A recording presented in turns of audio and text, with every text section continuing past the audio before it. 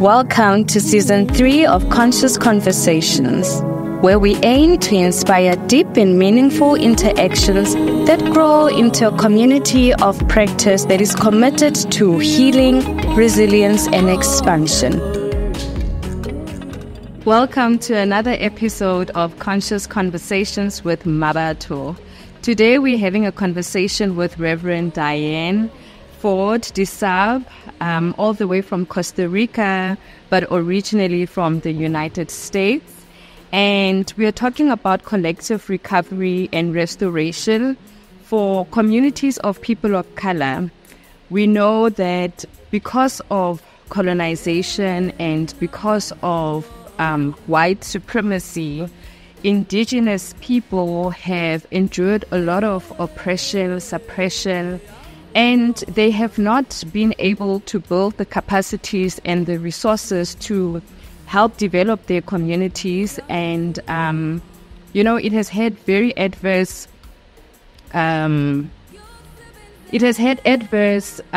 consequences in our communities, in our families, in how we see ourselves, and in how we interact with each other. And so Diane and I will be having a conversation about how we can restore our communities, how we can reclaim and recover what we have lost, and how we can work together in the oneness that we know we are all a part of. Diane, welcome. I'm so glad to have this conversation with you. Oh, thank you so very much. I'm delighted to be here with you, and I appreciate your having extended the invitation. Yeah, it's been really awesome getting to know you and the work you do at Gemstones in the Sun. I really, really honor you and your ancestors, the angels that are guiding you, because doing this work is not easy. I've gone through your career profile. You've done a lot of work, and you could be somewhere in a private sector and earning a lot of money, but you choose to work for or with our communities. You are choosing to do work that is often not as recognized as other forms of work, but that is so crucial to the well-being of not only people of color, but I think of the world in general, because how we interact with each other, how we see each other, influences the quality of our lives. It influences what we create, as human beings, because I believe we are co-creators. We do have the ability to do anything, to dream as boldly as we want. So the question is, why are we not dreaming different dreams? Why are we not all hopeful for a better world where we are all equal, where we can coexist with each other and with nature in a harmonious way? I struggle with these things. And, sometimes I even ask God why there's so much suffering in the world. And maybe because of your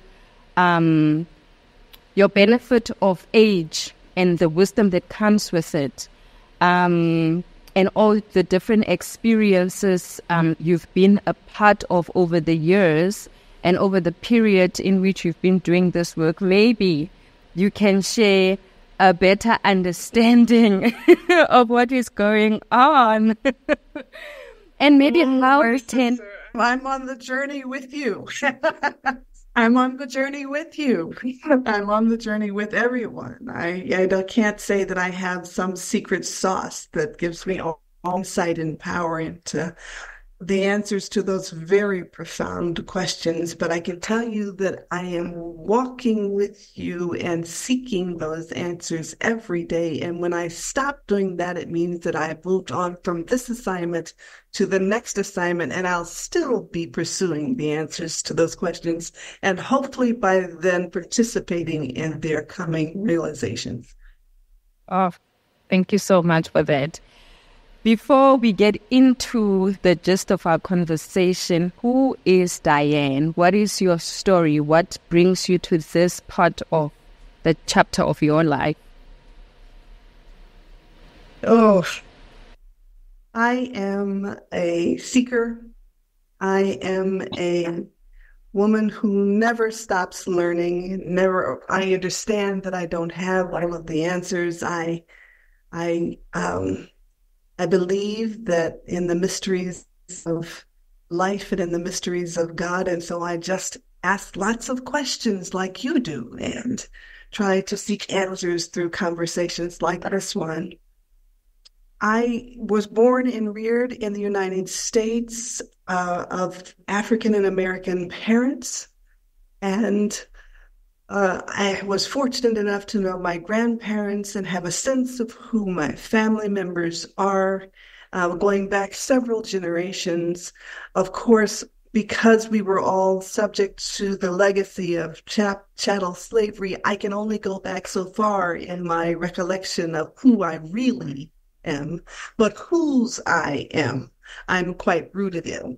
You know, there's a distinction of from where I come as opposed from what we've experienced. Those are very different things. And so I have a very strong sense of that. And so my life has been shaped and formed by those who took the white man's religion of Christianity and turned it on its head and twisted it inside out so that we made it our own, so that we could survive what we were moving through in our very unfortunate circumstances through chattel slavery into the realm of the realities in which we live today. And so because I have been fortunate to be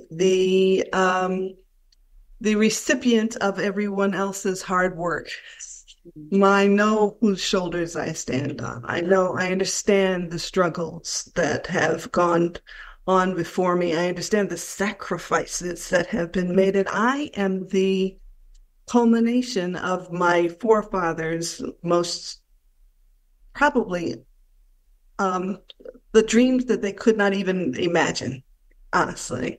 And so I know that. And so my deepest desire and my most sincere commitment is to live into the promise that that they sought, promises that they sought, the deliverances that they hoped for, the depth of belief that they had in a creator that was beyond the beyond. And every day I wake up in my morning praying humbly that I might take what is given to me and put myself in the backseat and check my ego and try my best to move into the deepest intention to do whatever it is that I'm called to do at any given moment. That's what brought me here. I'm having such a weird experience right now, and so your parents, your mom is around, and she's saying she's very proud of you and the work you're doing. And yes. Your son, the one you are concerned about right now, you guys need to call on the spirit of Archangel Michael for help, because yes. He is protected. You need to rest in that knowing. Of course. Thank you. I receive it. Yeah, your African ancestors are very strongly around you, like very, very strong. So, yeah. I feel their presence. And I thank you for affirming that. And I'm there with you. They're with us all. Marcos, thank you for that.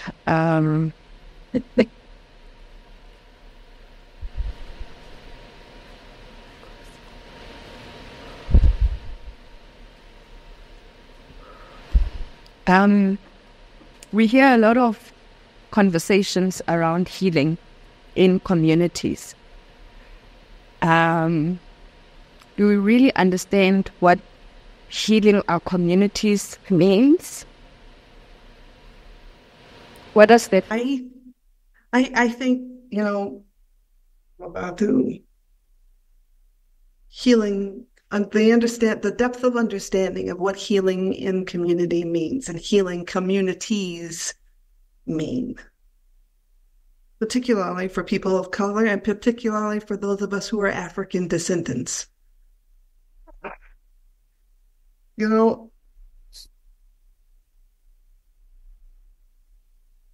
Community is a very strongly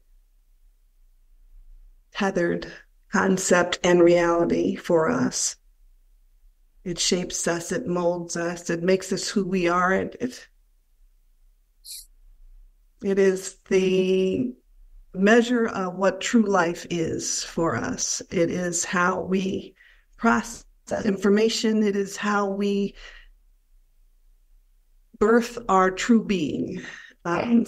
Spirit moves in and through community. And we are all the better and more deeply enriched because we are people in community. All of us. But the answer to your question isn't just rooted in community. Ubuntu, did I say it correctly? Ubuntu. Mm. Americans have a way of sliding. We get a little lazy in the tongue. So we from the United States have to check ourselves. The I am because we are is quite real. But so often, too, is the inverse of that, is the community is because I am. The community is because I am a participant in it. And that's not to say that we become self-seeking and self-absorbed. There's a difference here. I'm not talking about that. I'm talking about the recognition that we are we reflect and we are made of that which makes up everything, the all in all of life. We are no less than, we are no greater than, we are part of. And when we really sink ourselves deeply into our awareness of that, then we come to community in different ways. We come to ourselves first in a different way. And that allows us to be in community in a different way. You were talking earlier, mentioning that wondering sometimes why we hurt each other, why we do the things we do. And these are ancient questions, right? When we're disconnected from spirit, when we're disconnected from our recognition of who we really are, that we're just spiritual beings in human form. When we remember that we're spiritual beings in human form, and when we have a deeper sense of what that really means, no matter how we practice it, I don't really care. I have this color on because I am an ordained Christian minister. I'm seminary trained in all that. But it's not about the institution. I'm not talking about the institutional remembrances of who we are or the teachings of institution. All that has its place. But that's just a manifestation when it's done correctly and when it's rooted in divine intention. It ain't always rooted in divine intention, okay? But that's a manifestation. It's not the manifestation. Let's not get it twisted. Let's not get it twisted. And so no matter how we bring or are called to be brought, not how we bring, but how we are called to be brought to the realization that we are spirits in human form, then we are able to show up in different ways and be present in different ways and be connected to each other in different ways. And we have to keep coming back to that. I know I have to keep coming back to that. This isn't something that is just not practiced. I fall down on this all the time. And it's community that helps reflect back to me those spaces and places that I need to continue to grow.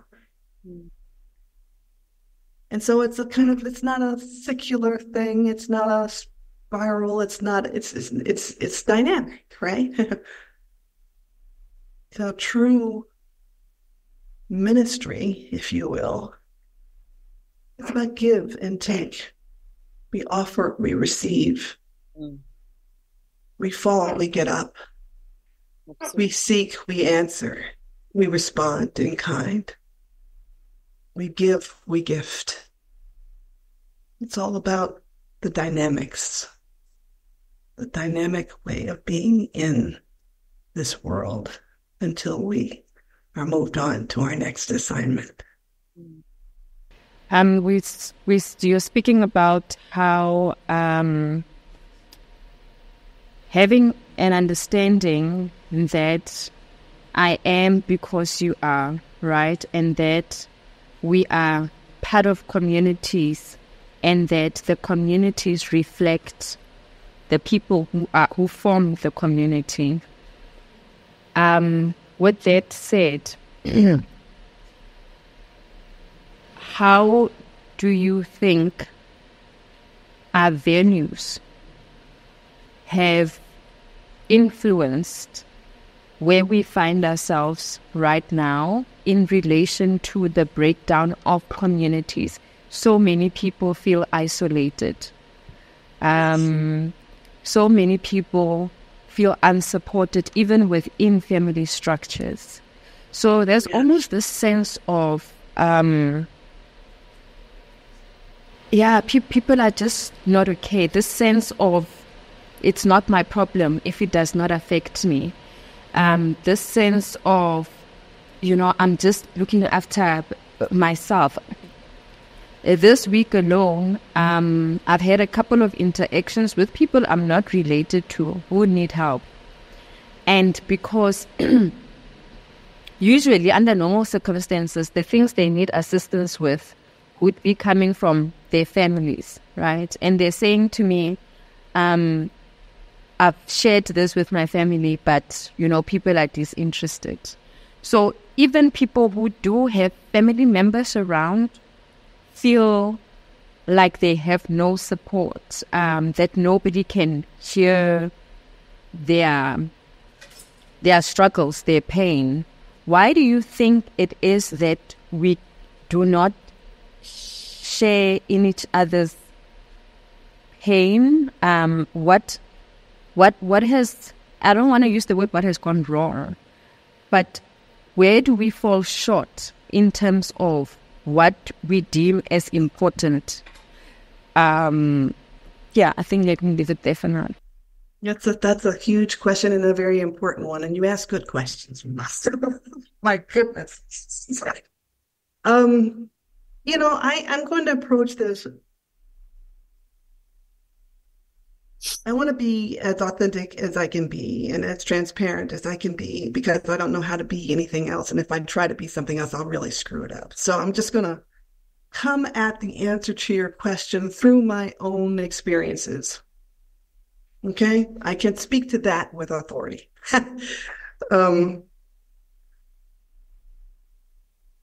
I have said that I'm from the United States, and to the degree that what I'm going to share is applicable to other places and other people who are in different circumstances and different cultural realities, so be it. And if not, then, let it fall from my lips right into the abyss.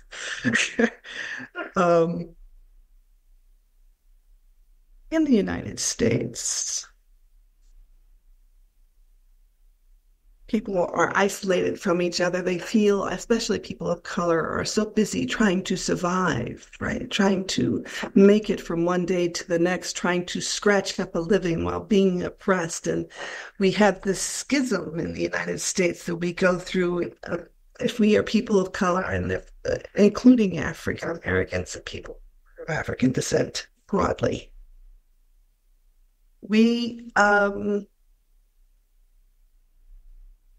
When I say schism, I need to explain that. The United States is steeped in white cultural norms. I mean, the whole country was premised in white cultural norms, right? It was all brought in from Europeans and set up by Europeans who not necessarily share the same kind of framework for community that we share from different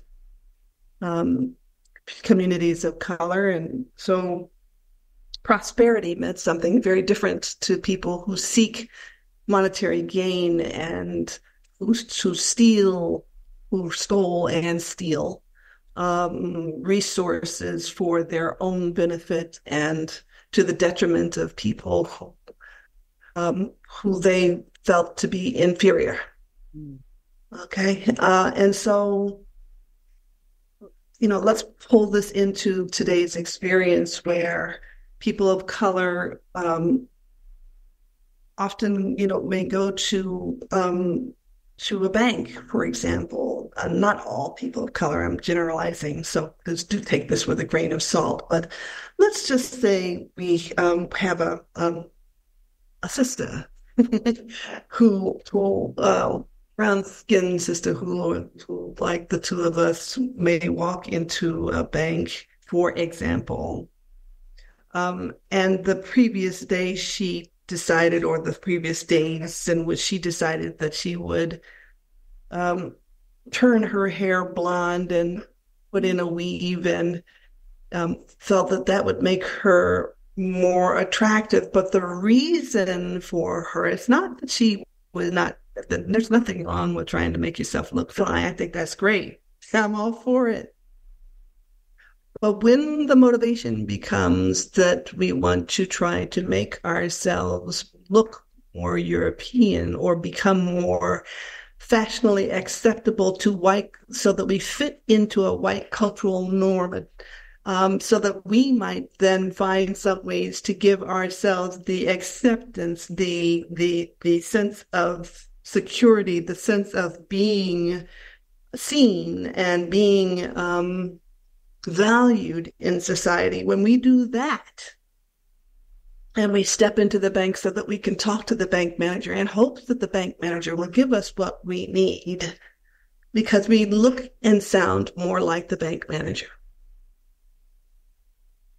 And then when we go home, we're hanging out with our own folks and our people, our communities. And so we speak differently, we talk differently, we relate differently in that environment than we did with the bank manager. And so what happens when we have this kind of external way of being in these formal situations, whether it be at work or whether it be whatever it is? And then we go back home and we are in a different way. And, we call it code switching, right? We go back and forth between one reality and the other. What happens to us inside? What does that create for us inside? What messages are we sending to ourselves? Or are we reinforcing in our own psyche, in our own spiritual being? And what are we teaching our children? So there's fear there, and deep insecurity. Fear of being seen and valued for who we are. Fear that if we take the white picture of the white Jesus off the wall and put up the Palestinian Jew with kinky hair whose origins were Cush and put him up on the wall and call him Jesus, all of a sudden, what would happen to us? What would that say about us, really, if we happen to be Christian? or whatever frame we want to use for delving into the depths of who we really are. Yeah. You see, when we have that schism, that's what causes high blood pressure. That's what causes us. It's not just that we have been oppressed. Yes, we have all been oppressed, whether it be neocolonialism or colonialism or what. Yes. And for people of color who came to the United States, whether they came in the bowels of a slave ship or they were seeking better opportunities for the children, or if they were always there, or if the border crossed them, which is the case on the southern border for people who fled. It doesn't really matter. We walked into a cultural norm that was not of our making. And that is directly related to all of the continents across the world, right? And so, some of the work that we're doing right now at Gemstones in the Sun, you mentioned that, started as a result of my husband and I talking about a Haitian proverb. This is how it relates to what's happening in the United States relates to other places. And the Haitian proverb, okay, let me try not to mess it up.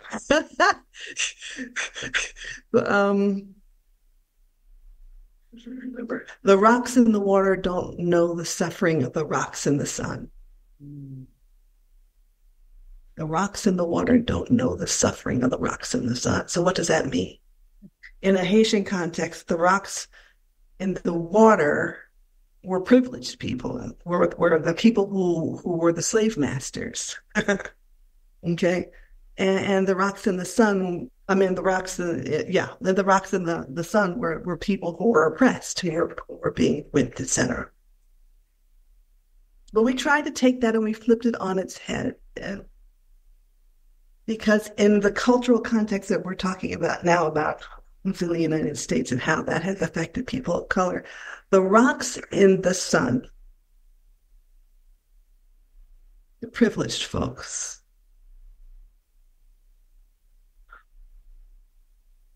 they can't see that the rocks in the water, the rocks in the sun, or the oppressed folks can't see that the rocks in the water can't see the light of day. And we don't see the light of day because we can't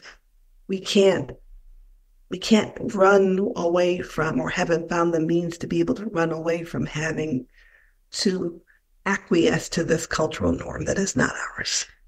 Yeah. And that is causing us to be sick.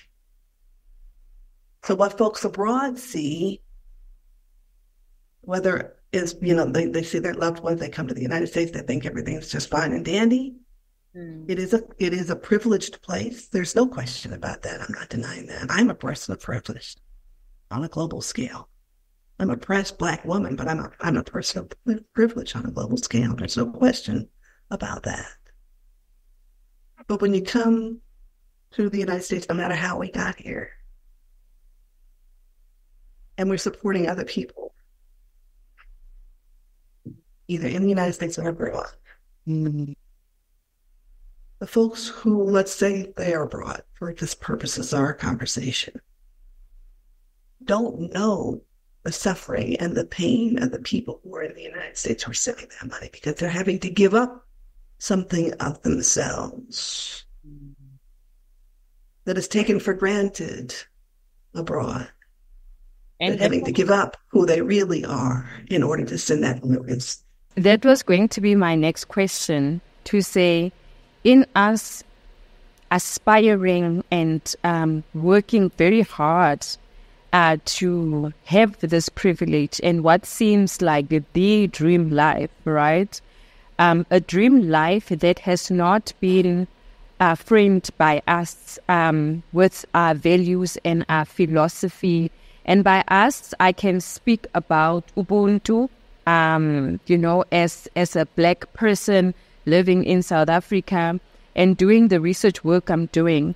The values of Ubuntu speak to the wellness and the well-being of the whole, right? Yes. And so when we go and seek this success in the context of white supremacy and capitalism, what are we giving up? And how does it show up in our lives? This keeping up, this wanting to have the latest, of this and that. And I think as Black people, or maybe people of color, I've also seen it in other communities here in South Africa. Young people aspire to this success so much. This success that is not framed by us and on our terms. So what are we losing?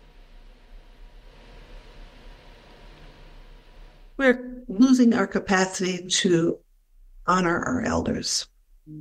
We're losing our capacity to remember that what we have does not define who we are. We're losing our capacity to maintain our hope and our joy. We're losing our capacity to be in person and have a conversation.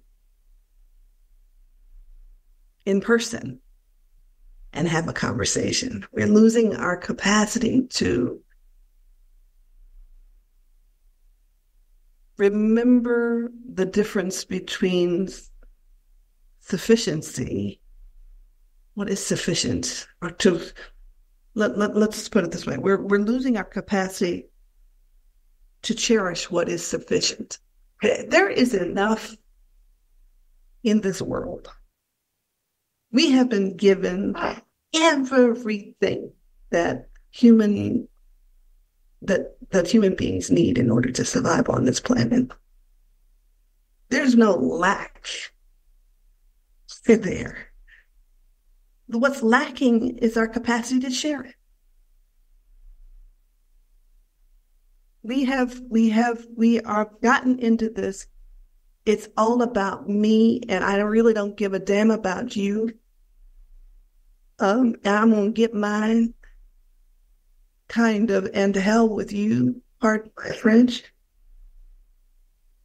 When we get there, we have severed ourselves from who we really are, not just in community, but the fact that we are all children of God. And there is a connective tissue between us that one can't see, but is far more real than one can see. We have separated our capacity to see and be a part of and value the connective tissue between us because we don't value the connection that we have for what's real. We have traded what's real for something, this false concept of what beauty is, of what dignity is, of what grace is, of what abundance is. We don't remember. We have lost our memory. That is the fundamental thing that we have lost. And when we go out looking for more and more and more, that is founded on the I, right? I need to have the biggest, we then create what we see in countries like Haiti, right? Where young people, and I think there are multiple factors outside of the economics of things. There's the social aspect of it, where there is no guidance in families. There are no elders. We don't have elders who are showing up anymore. We have 60-year-old men having inappropriate relationships with very young girls. Yeah. So people don't even see or understand their roles in communities. And when we see young people going rampant and being so violent as we do, Case in point, Haiti, which is not spoken about in the news. And then we wonder what is going on, right? We wonder when a woman like me faces a traumatic experience because a young, misled, misguided boy decided that he's hungry and he wants to also be seen in whatever car or wearing whatever. Then we fail to take responsibility of our communities, right? I want to say this. Yes, to all of everything that you just said, but I want to say this. There isn't a person on this planet that is not in need of healing internalized wounds.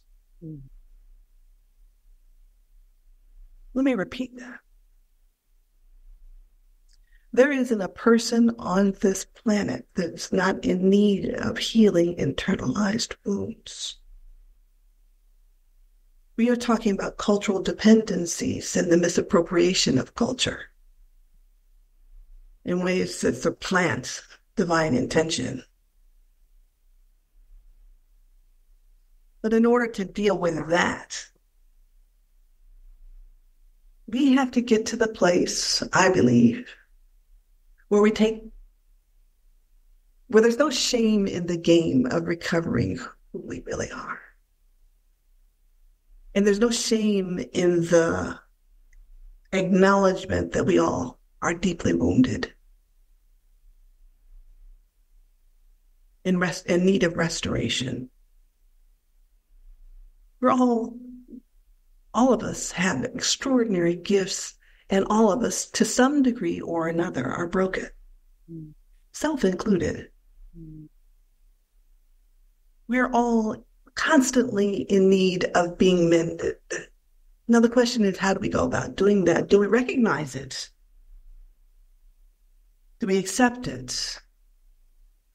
Or do we demonize each other for acknowledging it and then try to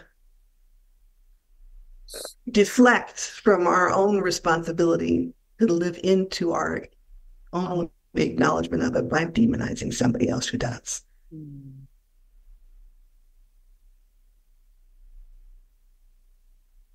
If in this world we can get to the place where we recognize that we are all addicted to a way of being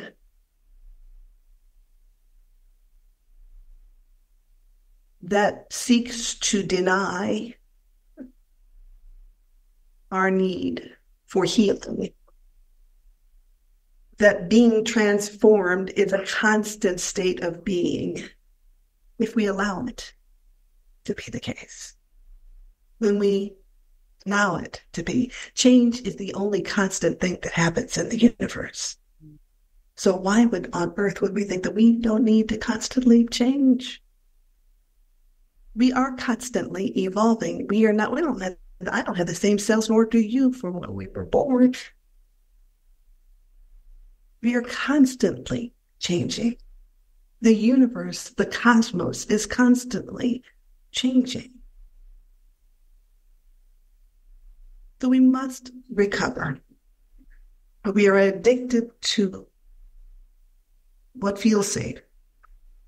We are addicted to what feels normal. We are addicted to our patterns of behavior. We are addicted to our places of comfort and surroundings that feel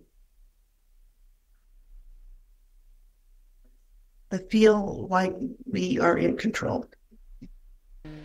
Let's sort of numb it, right? Yes. And the truth of the matter is we ain't in control of much of nothing. We're really not. We co-create our reality. We're not in control of our reality. Those are different things. We co-create, I believe. I believe so too. Our reality. For Christians, Jesus is the exemplar for how to co-create a reality that is in line with divine intention. That's all it is. I mean, there's a whole lot of fancy words and lots of volumes of books and a whole lot of institutions behind, but that's really what it boils down to. That's the bottom line. We get woke by the spirit, which is essential. That's it.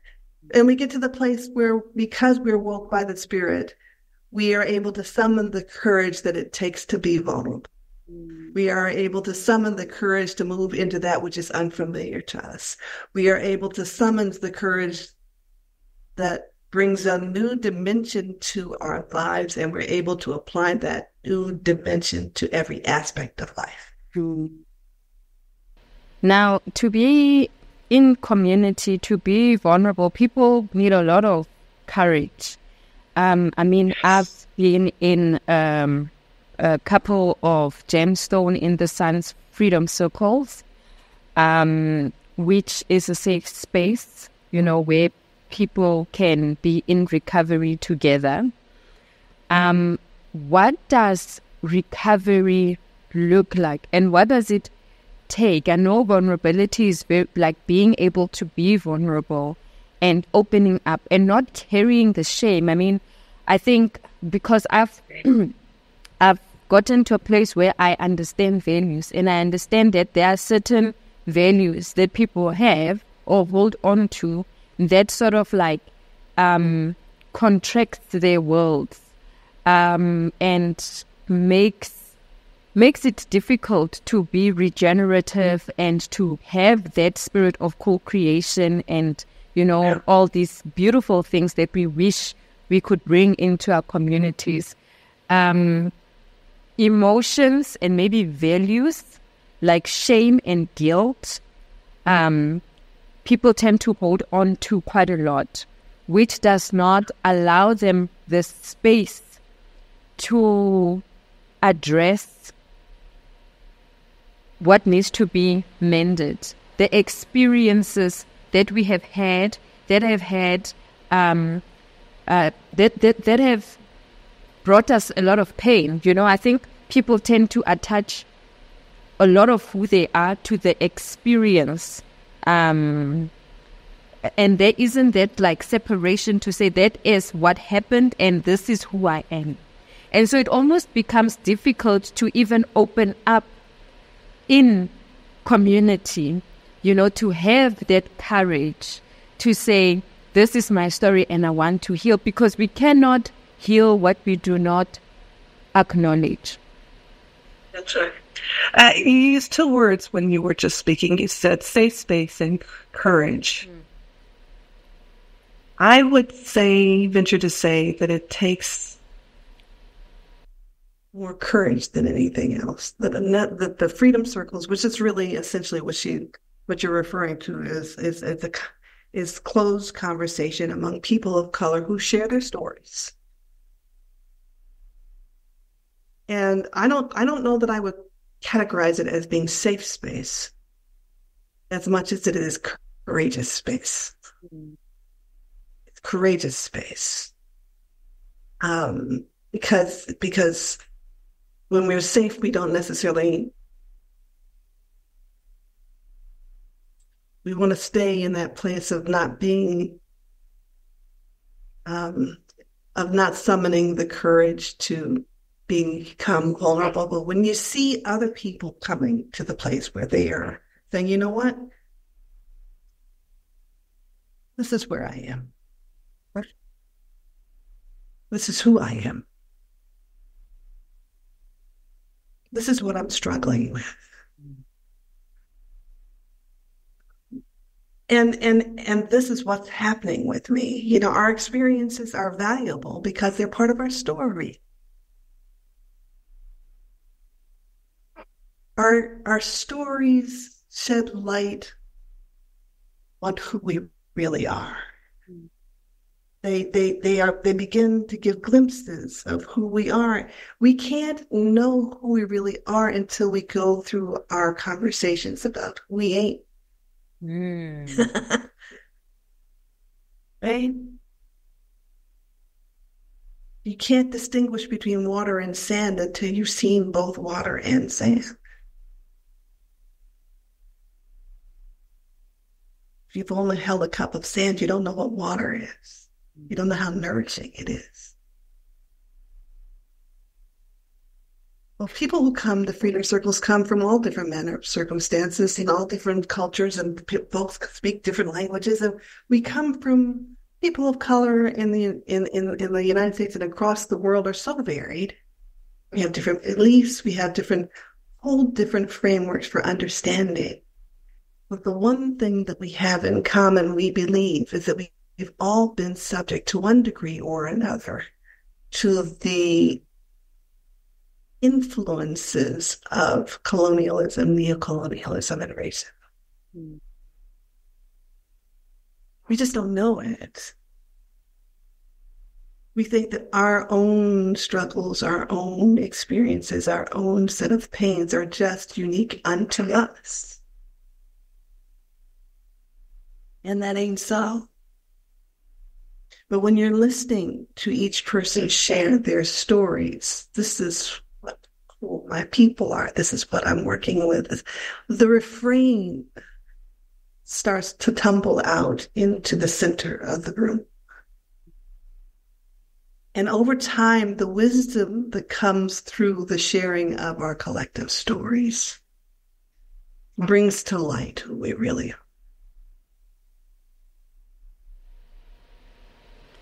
We see that the system is collapsing, right? Yes. We see that a lot of the time, hard work, the way it has been framed, does not really work. In a system that has been designed to keep Black people and people of color suppressed and not able to participate in meaningful ways in the economy, not able to build in their communities. What would you say to someone who has done everything according to the law to try and build a better life for themselves, to try and get an education so that they can have better housing, they can have a quality education for their children, but the system continues to be hard and harsh. And I think now it's worse. I mean, here in South Africa, I see so many small businesses are closing down. I hear the stories of Black people who are trying to do things, and it's just becoming more and more difficult.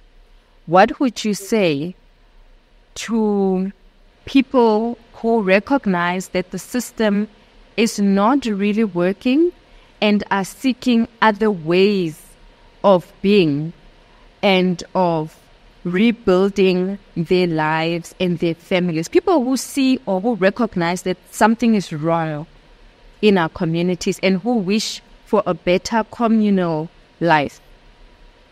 We've been talking all this time about internal work, right? Mm. And what you're talking about is how do we put that internal work into practice in ways that help us move beyond our current circumstances, right?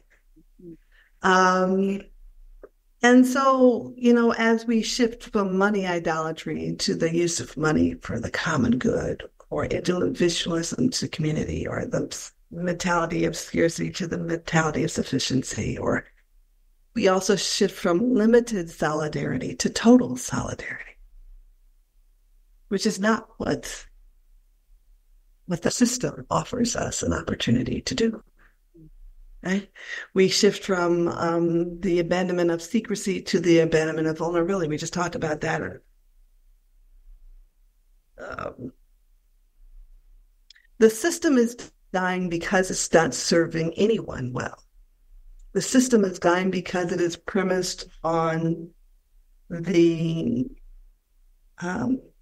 acceleration of wealth for a greedy few to the detriment of the hungry masses.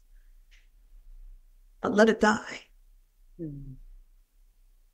let it die. As we leaned away from money idolatry.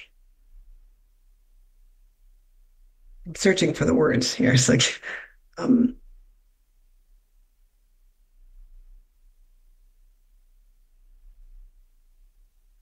we can move toward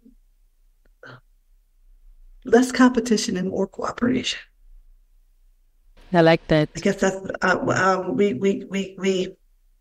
as we drop our perfectionism and recognize our common fallibilities, we can forego certainty and move comfortably into being content with mystery.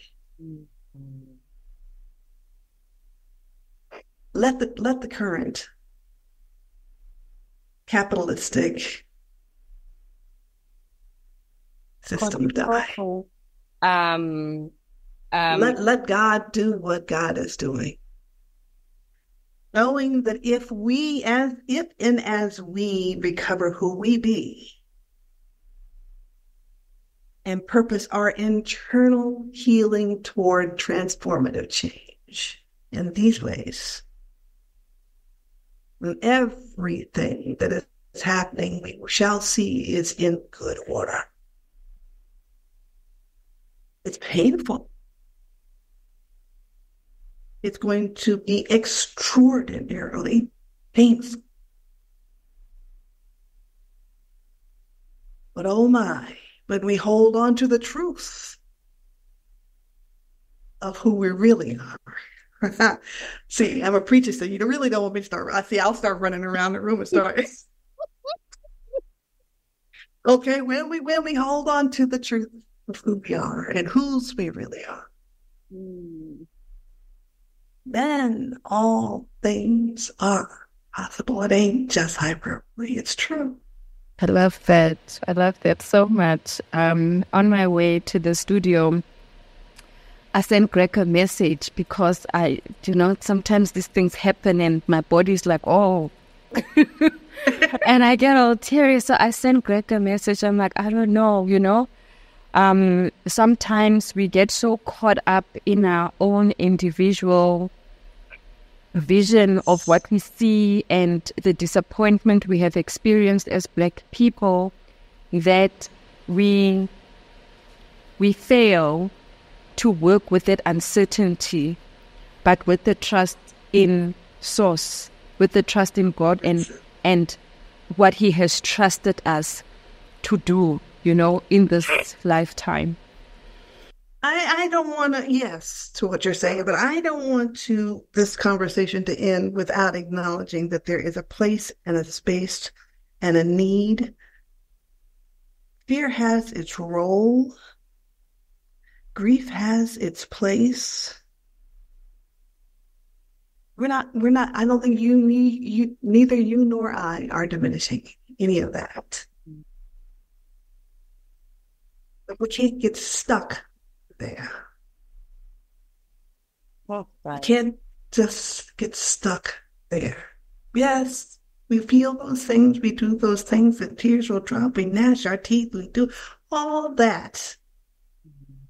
We can't stay stuck there because that makes us sick and we die. We're going to die.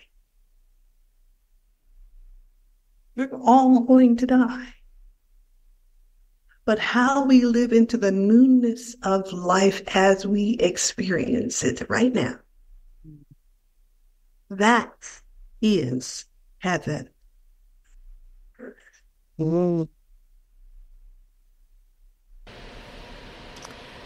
What are some of the practices? And I know prayer is a big part, and having a relationship with God is a big part of strengthening one's courage and faith. But what are some of the practical tools you can share with our community for people who feel like they are doing work in their communities, they do want to work together with others? We've experienced the challenges. what would be your encouragement? People have different practices, right? I'm not one to dictate to anybody what their practice ought to be. I happen to be a Christian. I'm a proud Christian, and so for me, my practices involve. I personally, I like music. Music speaks to my soul. You throw on some music, I'm gonna dance. I'm gonna dance like nobody's watching. My husband said you ought to dance like everybody's watching. I'm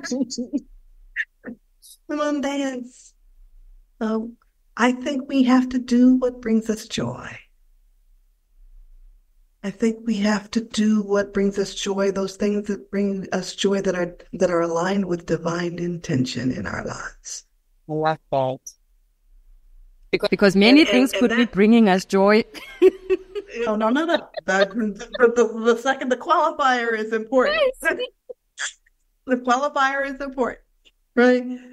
Do what brings you joy in the ways that are aligned with divine intention for life. Not just for your life, but for life.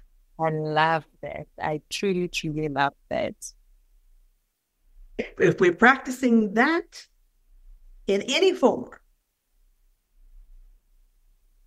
and if we are also practicing forgiveness in any form, practice forgiveness in any form. Because without forgiveness, we can't get past the fact that we're not perfect. We have to have the capacity to forgive each other. And those two things coupled together, those two practices alone will get us to a different place. Together. Yeah. I love that. Thank you so much for being here with us, for having this conversation with me and our community. I hope your faith and your strength continues to be strengthened and regenerated. May your dreams, your visions for different communities come to life. And I'm excited about Gemstones in the Sun and the work you are doing together with other community members. And may that community continue to grow.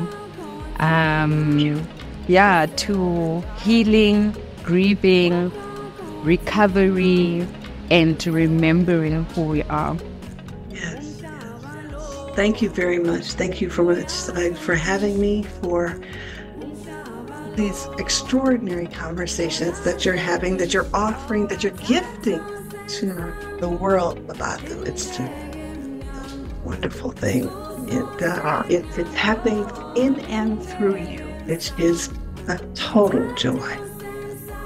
Total joy. I'm proud of you, my sister. You know that. And I'm going to tell the world I'm proud of you. Thank you so much. Thank you. Hearts to you. Thanks to you.